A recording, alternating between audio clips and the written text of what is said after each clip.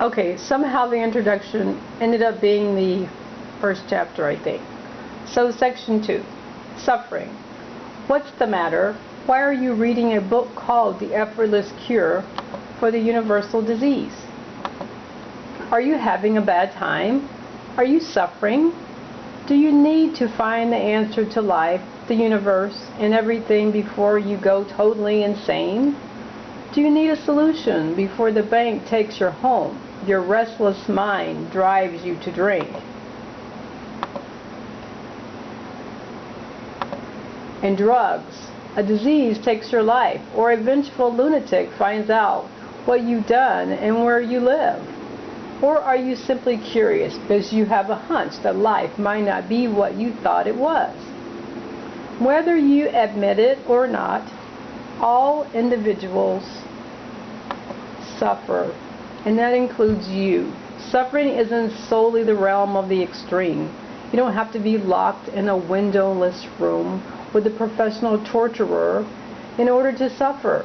It can be an everyday thought like, oh please, I so don't want to go to work tomorrow, followed by a hint of dread and a couple of clenched fists, maybe a furrowed brow.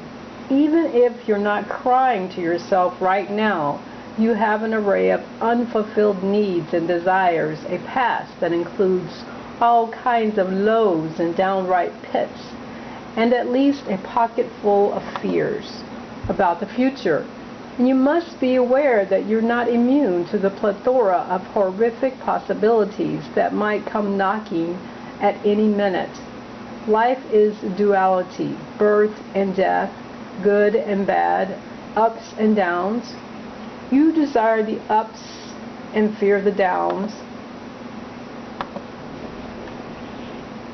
Like good and dislike the bad. Go up and down, round and round, plateau and get bored and think and think and think. Life is suffering.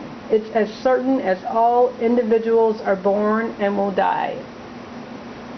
No individual is free from birth, suffering, or death, because every individual is birth, suffering, and death, as you'll see.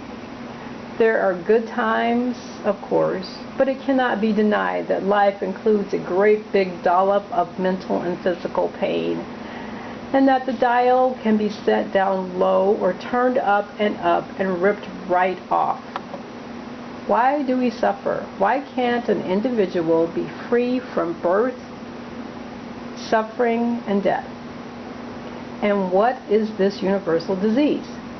The answers are in the knowledge and understanding needed for the effortless cure. The answers are the seemingly deviant response to the ancient question of life, the universe, and everything. The answers are the mysterious and wondrous path to freedom, the infinite peace, bliss, and abundance that you are, and the beginning of the greatest quest, the only quest worth getting entangled in. Ah, yes, as well as being cured infinitely, good times await those who find and follow the simple, direct, and obvious path home.